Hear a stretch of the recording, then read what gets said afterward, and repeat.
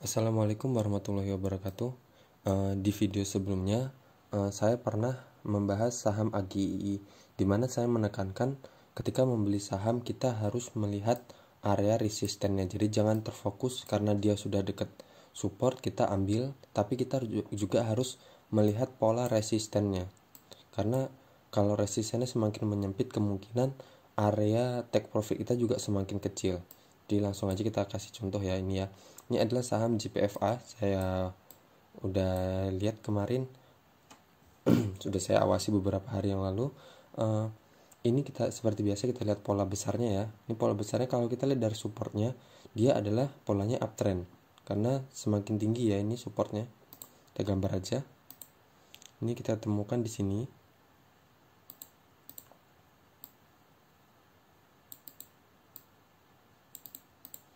Terus kita buat lagi di sini, karena ini udah ini ya, udah dia turun, terus dia udah mantul ya, udah mantul naik lagi. Jadi saya buat area supportnya di sini, terus kita buat area resistennya. Ini sebelumnya dia uptrend ya harusnya ini ya, karena kebentuk higher high, tapi kemudian di sini semakin menurun. Jadi kita buat aja ini di sini. Nah, seperti ini. Berarti kan ketika kita ini dia sudah di area support nih, misalnya itu, kita ambil ya. Nah, tapi area resistennya di sini. Jadi kita kalau misal kita ambil di sini, kita harus take profitnya di area ini, sekitar 8%-an. Tapi kalau dia semakin misal dia ke support yang ini, kita take profit kita semakin mengecil. Jadi dari sebelumnya 8%, kita cuma dapat 5%. Dan itu kita juga harus hati-hati. Jadi setelah ini dia mau kemana setelah sampai di ujung sini. Nah, jadi semakin lama semakin menyempit. Nah, kalau polanya terbentuk seperti ini, jadi ada dua pertanyaan. Pertama, dia setelah ini kemana? Ke atas ini,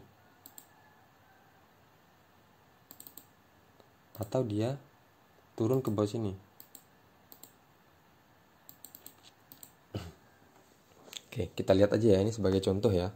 Misal kita masuk di sini, berarti kita wajib TP-nya di sini atau take profitnya di sini. Jangan kita tahan sahamnya. Kalau udah sampai sini ya udah kita jual. Ini contohnya ya. Dia menyentuh support lagi, terus sampai di resisten. Nah, di situ harusnya kita jual. Nah, dia jebol ternyata. Nah, nih. Berarti dia tadi naik ke resisten ini, terus abis itu dia turun lagi ke support, tapi dia ngejebol. Dan dia tertahan lagi di area ini. Area support, ini sempat naik dan langsung turun lagi.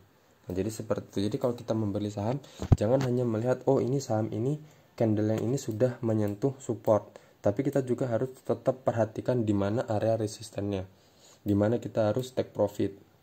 Jadi kalau sudah sampai resistennya seperti ini, ya udah kita jual aja dulu, kecuali dia ini breakout. Itu pun breakout kalau menurut saya setelah dia konfirmasi aja. Jadi misal dia breakout kan, kita ambil di area yang ini.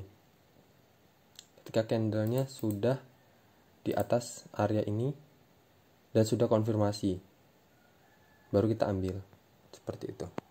Sekian dari saya, ini contoh dari area resisten yang menyempit ya. Assalamualaikum warahmatullahi wabarakatuh.